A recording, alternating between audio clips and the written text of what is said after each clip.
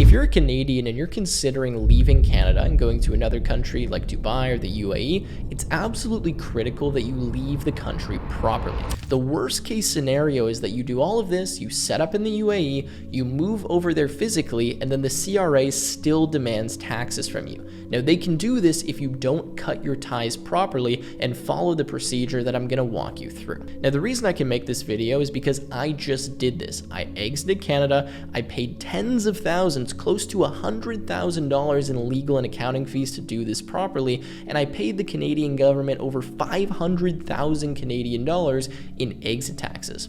Most of you don't even know that you have to pay exit taxes. You don't understand the ties that you need to cut and how difficult the country actually makes it for you to leave. Setting up in UAE and Dubai was easy. That was a piece of cake. Leaving Canada has been an absolute nightmare, but I just did it, so I'm going to walk you through exactly what I had to do so that you don't need to pay the same level of legal and accounting fees that I did, and you can actually exit the country properly. So the first thing we need to understand is tax residency.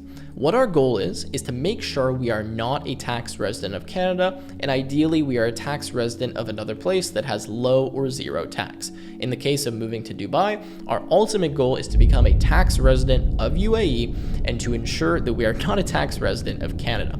Now, becoming a tax resident of UAE is fairly straightforward. You can stay there for 183 days or more in the year. You can have a permanent address in UAE, and there's some other significant ties that you can show. For most of you, if you're in UAE for at least 6 months of the year, you're going to be deemed a tax resident. That's great. Now your tax residency is with UAE. But since it's there, that does not mean that you are not a tax resident of Canada.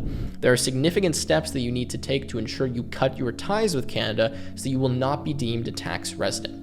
If you are deemed a tax resident, even if you have tax residency in UAE or you live in a different country, you will still owe taxes. This is the biggest mistake that people make. They pick up, they physically move to another country, but they don't cut all of their residential ties with the previous country, in this case Canada, where we have a very aggressive CRA that will come after you anywhere in the world, and they end up owing taxes maybe years after they've made this move because they didn't realize they were still tax resident of Canada. Okay, so how do we do that? What are the ties? Well, Canada has a list on their website, or the CRA has a list on their website of significant and secondary residential ties, and my recommendation is get rid of every single one of these with the exception of a passport.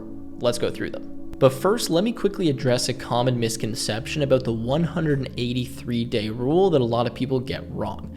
In Canada and a lot of other countries, if you stay in the country for over 183 days, so half the year, you're automatically deemed a tax resident. Now that is true, but it doesn't work in reverse. That does not mean if you don't stay in Canada for 183 days that you're not going to be a tax resident. Even if you don't step foot in the country of Canada, you could still be deemed a tax resident, and that's exactly what the list that I'm about to go through shows you. So keep in mind, obviously you can't be in there for more than 6 months, and I'd highly recommend spending the least amount of time in Canada possible for you. In my case, I'm probably only going to be spending 1 or 2 months there per year.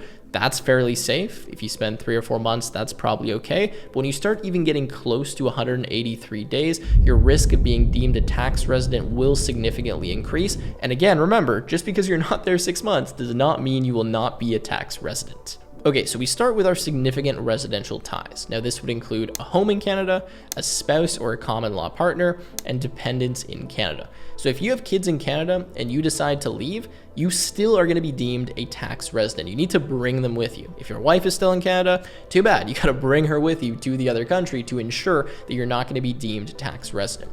A house, you either have to sell the house or you have to rent it out. You can't have a primary residence in Canada, and you especially cannot be living in that. Now, in terms of secondary ties, having 1 or 2 of these, 3 or 4 of these could tie you back to Canada. Again, the general recommendation is get rid of all of them with the exception of your passport to ensure that your risk is the lowest and you don't do all of this for nothing and still owe tax to the Canadian government. So secondary ties include personal property in Canada, such as furniture. As stupid as it sounds, having a storage unit in Canada and having a bed in there and a couch could actually tie you back to being a Canadian resident. So get rid of it, sell it, give it to your friends, whatever. Don't have any personal belongings in Canada. Next, social ties in Canada, such as memberships in a Canadian recreational or religious organization.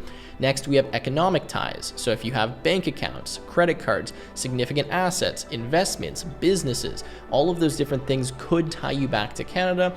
Hopefully you'll cut enough ties that if you do have significant investments or things that are illiquid that you couldn't sell, you'll be okay. But you want to consider that. Cut up your credit cards, cancel them. That's exactly what I did. Close all your bank accounts with maybe the exception of a small one that you use to pay any remaining Canadian taxes, and then close it out, or at minimum, go to your bank and tell them that you are now non-resident, have them change your address and change the status of your account. Next, a Canadian driver's license. Don't renew your license, cut it up, send it back, do the refund request. There's ways that you can actually revoke your license and give it back to the province, differs province by province. Do that. I just did that the other day to ensure that that's not going to tie me to Canada. Next, a Canadian passport. Obviously, we're all going to keep this. It's fine if you have that, but it is a tie to the country. Lastly, health insurance with a Canadian province or territory. You need to make sure you cancel this as soon as you exit Canada. Call them up, tell them you're no longer in the province, that you want to cancel the insurance, and they will cancel it for you. Then you can cut up your health card, you can send it back to the CRA, and that's it. Okay, so that's what you want to do. You want to make sure you get rid of every single possible tie that you could have. Don't keep that credit card. Don't keep that extra bank account.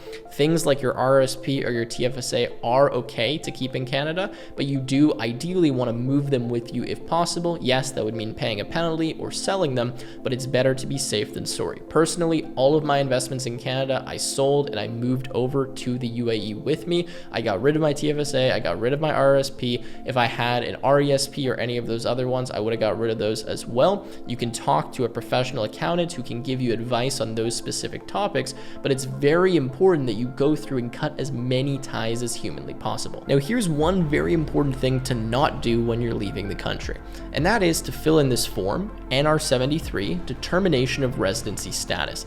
This is a little form that's at the bottom of the CRA website on the tax residency page. It's actually a good idea to read this form, so I'd recommend opening it up, but do not submit it to the CRA. This is an optional form. You can send it to them, you can fill in all the details about your ties to Canada, and then they will send you back a decision and tell you if you're non-resident or not. Now, at first glance, it sounds like, why wouldn't I do that? The issue with doing this is you're immediately raising a red flag and you're putting a target on your back and indicating that you're leaving the country. Canada does not want you to leave. They want the tax residency from you. They're going to do everything humanly possible to deem you a tax resident, and by submitting this form, you're giving them even more information, even more ammunition, and you're raising that initial indication, telling them they should look into you more. Instead, you simply file your returns as normal, you indicate that you're non-resident for tax purposes, and then if you get challenged by CRA, you fight it and you deal with it then. You don't want to raise any red flags, you don't want to put any unnecessary targets on your back, and you definitely don't want the CRA looking deeper into your situation. Again, they don't want you to leave. They are not your friends. So please don't fill out this form. It is a good idea to read it, just don't submit it and don't fill it out. I've had many accountants tell me this, and they're very strict with that recommendation. All right, so that was actually the easy part, cutting the ties with Canada. You know what you have to do now? Pay your exit tax. Yes, many people don't know, when you leave Canada, especially if you're a successful entrepreneur, you are going to owe a lot of money. In my case, over $500,000. You guys can tell how excited I am by talking about it in this video. Now, in Canada, we have something called a deemed disposition. This is something that you will have to pay when you leave the country. Now, when you go back to the country, if you eventually do that, there is a way to actually reverse this, but it's very complicated. Now, what is a deemed disposition? Well, you can think of this like an unrealized capital gain on everything that you own. If your assets exceed $25,000, you will need to file this, and you're pretty much going to have to pay a gain on anything that you've acquired since you've been in Canada, whether you sold it or not. Let me explain that for you. I am a small business owner. I actually own multiple businesses. I have a primary company and I have a holding company. Now, I have shares of those companies. I acquired those shares at a cost basis of $1 or $0, right? It wasn't worth anything when I set this company up. I've worked in this company for many years. I've grown it up. I've built the value. The company is making a bunch of money. It's doing great. Well, guess what? Those shares have value. The value might be $500,000 or $800,000 or whatever the value is. I now need to pay a capital gains tax on the value of those shares. Now, there is an exemption here. you do have a lifetime capital gains tax exemption on the sale of shares that are owned by you, but only if your company qualifies for that. And there's a lot of different qualifications. For example, it has to be earning active income. It can't be a passive investment company like something like a holding company. And there's a lot of other things that you need to inquire with a professional accountant about where they can guide you. So in my case, I have my primary company. Fortunately, that is exempt, that's tax exempt, but then I actually had a holding company. That holding company had a bunch of money inside of it, and what I now need to do is the following. I need to get the money out of that holding company, so I have to pay tax on that because I have to dividend it out, or I have to pay a salary, or I have to do all these advanced accounting techniques. Now, let's say I decide I'm not gonna strip all the money out of the company. Well, I'm still in a shitty situation because I now need to pay tax on the value of the shares of the holding company, where I effectively pay a 25% tax, so capital gains tax rate, on whatever is held inside of there. So let's say the value of the company is $1 million. My shares are worth $1 million if I'm the primary owner because that's the assets of the company. I now need to pay $250,000 on the value of those shares, even though I didn't sell them. Now, this applies to anything that you own.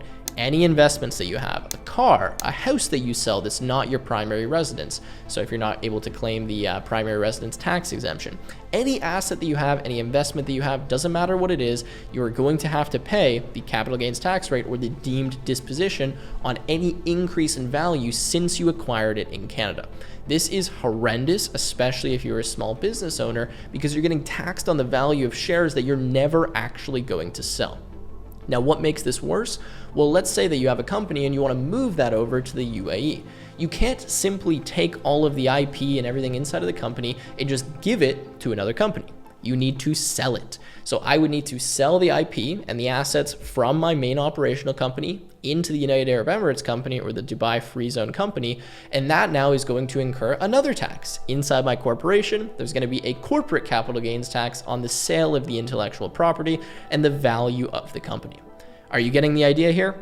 It's complicated. If you have a lot of money in Canada, you are going to owe a lot of money in tax. You might be able to get away with a small exemption up to about $800,000, or I believe now it's almost $1 million on the shares of your primary company. But if it's worth $10 million or $20 million, you're going to be paying a ton of money in tax that you might not even actually have. Now, as you can tell, this gets very complicated very quickly. You need professional help. This is not something you can do on your own. And unfortunately, a lot of these Dubai setup companies don't know how to do this and aren't qualified to do it for you. So not only do you need to pay to set up in UAE or another country, you need to pay probably way more than that in accounting and legal fees to have all of this done correctly by the book. You then need to pay the exit tax and exit the country.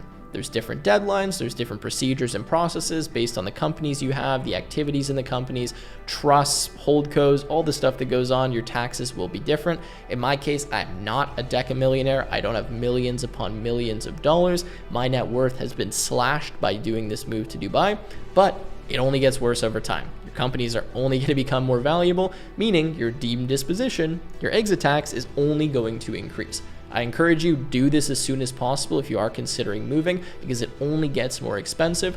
It's painful, but that's what the Canadian government does. They don't want to see you leave. They want to keep all the money in their country. I don't blame them. It's a good strategy, but it really sucks when you're trying to exit. Anyways, that's really what you need to know here. This was just to inform you on how complex this actually can be, especially if you're a successful entrepreneur. If you have 25K, 50K to your name, this is going to be a big issue. You're not going to have to pay a ton of tax. But if you do own a company in Canada or multiple companies, or you have a lot of investments, this is going to cost you a ton of money, and you really need to start planning it far in advance, because this will be a multi-month, potentially multi-year process to wind up all of the companies, distribute all of the assets, and pay the exit tax, and potentially do any fancy accounting or reorging that can save you a ton of money. Anyways, that's it for this video. If you enjoyed, leave a like, subscribe, and I will see you in the next one.